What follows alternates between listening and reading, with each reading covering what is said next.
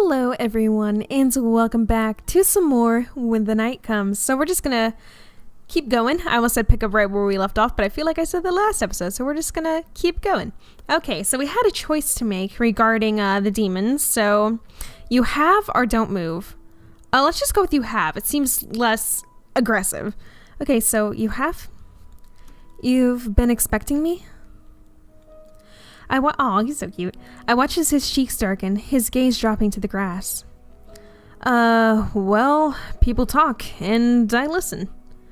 I really hope I didn't scare you. Well, he's certainly not like any other demon I've ever encountered.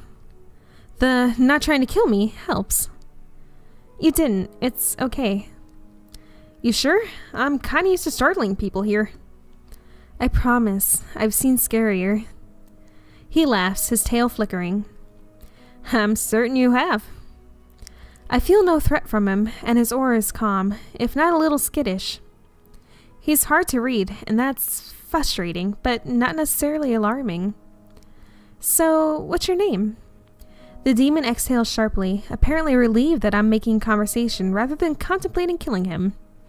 It's Omen. What kind of omen? I love it. I'll just do what kind of omen? I feel a smile curling at the corners of my lips. Are you a good omen or a bad one? Sounds like a cheesy pickup line that I would totally say. His lashes flicker, and I quickly realize he may or may not be versed in bad jokes. What? Don't worry. It's nice to meet you, Omen. I'm Elise. So, are you okay? I have a quiet laugh, yet again perplexed by the wonderfully weird inhabitants of this town. He's certainly the most polite demon I've ever met. I nod once, offering him a small, genuine smile. I'm fine, thank you. I'm just overwhelmed. This is a strange little town, isn't it? Omen laughs, a sound musical, infectious, causing my own smile to widen. That's being polite. It's more than strange. It's a mess I and many others hope that you can fix. I grimace, my gaze drifting back down to the place where the last murder victim lay. I sigh, mustering as much confidence as I possibly can. I can do this.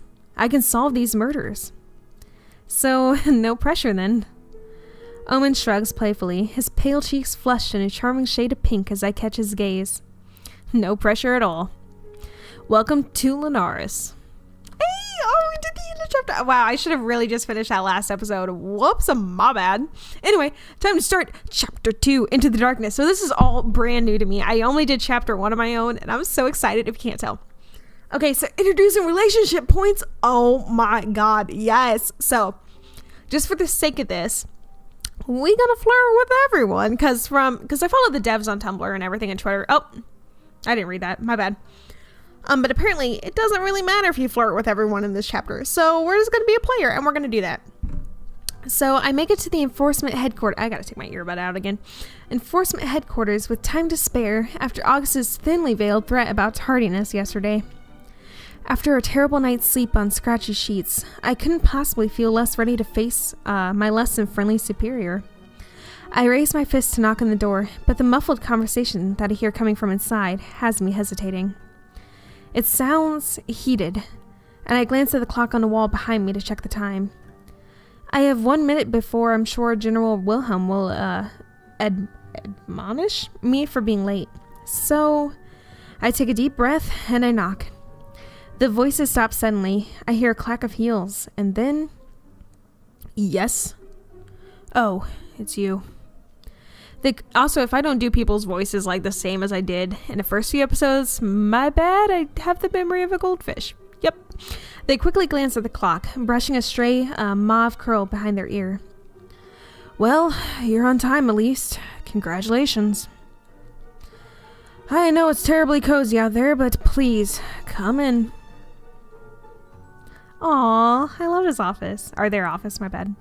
I nod politely and quickly step into the enforcer's office. It's beautifully decorated, neatly arranged bookcases lining the walls. Oh my god, my type of office.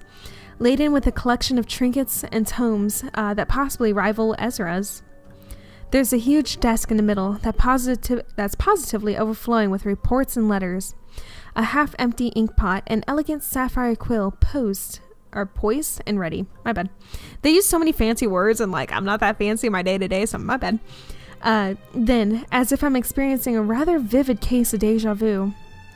Oh my god, it's Piper! Yes! My queen! Piper appears before me, looking decidedly less impressed than she did at the tavern the other day. Hunter Elderidge. And I see you again? Look at August. No, I'm gonna flirt with Piper, hell yeah. Hello, Piper. It's nice to see you again. She stares at me, eyes narrowed as her gaze flickers to August, who stands quietly behind me. Their hands are clasped behind their back, a dark eyebrow quirked, almost expectantly. Piper frowns at them, nose crinkled before she turns her attention back to me. Yes, you too. I offer her a smile, but the one she offers in return doesn't quite meet her eyes. I appreciate the effort, nonetheless. So, you two have met already, hmm? In the tavern again, Piper? August sighs heavily when we both fail to respond, and Piper manages to look anywhere but her superior. Anyway, they run their hand along the edge of the desk, inspecting their perfectly dust-free fingertip as Piper huffs in their general direction.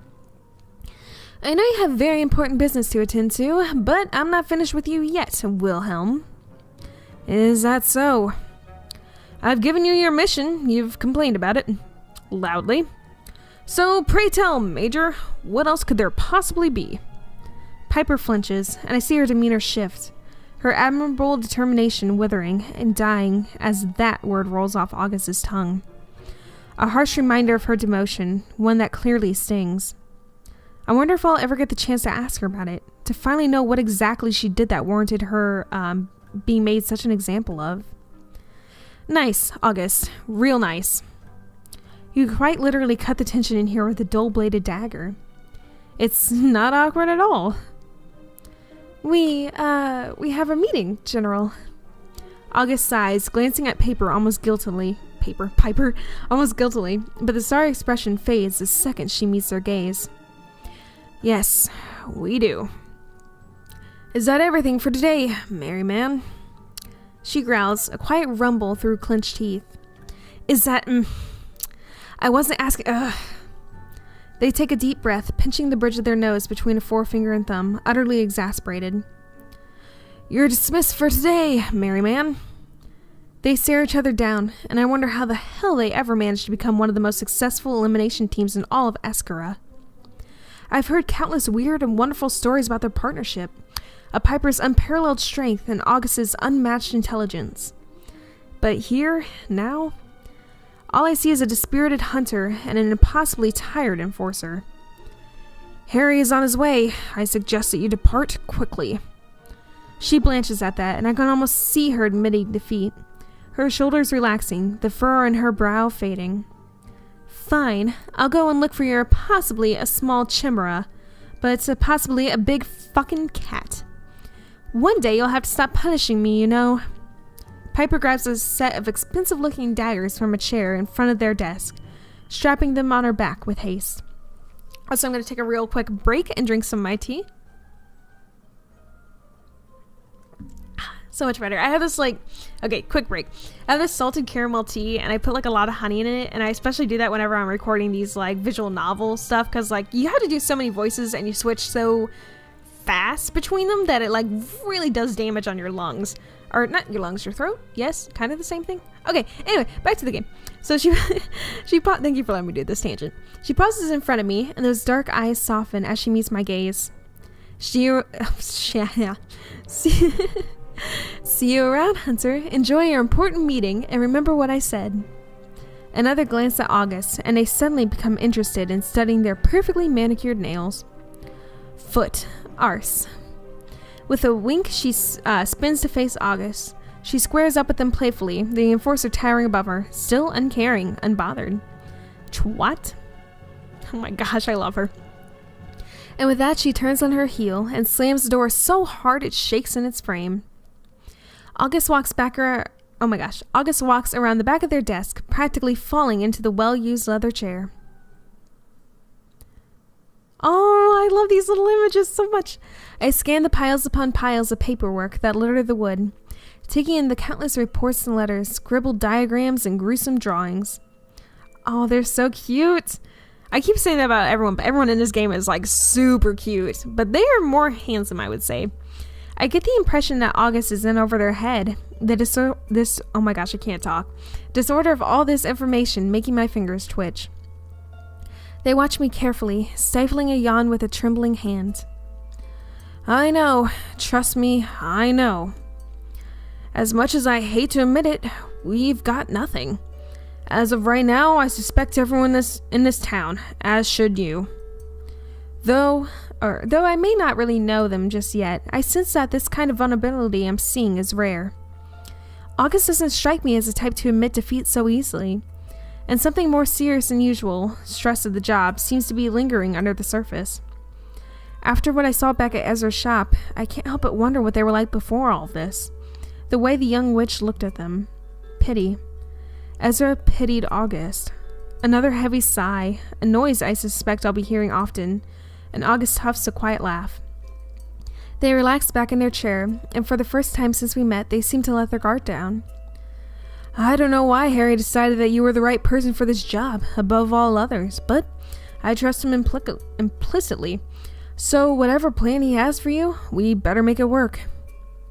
They pause, staring me down with those ice blue eyes. Now, are you ready to begin? And I think we're actually going to begin next episode. So thank you guys so much for watching, and I will see you all then. So until then, bye!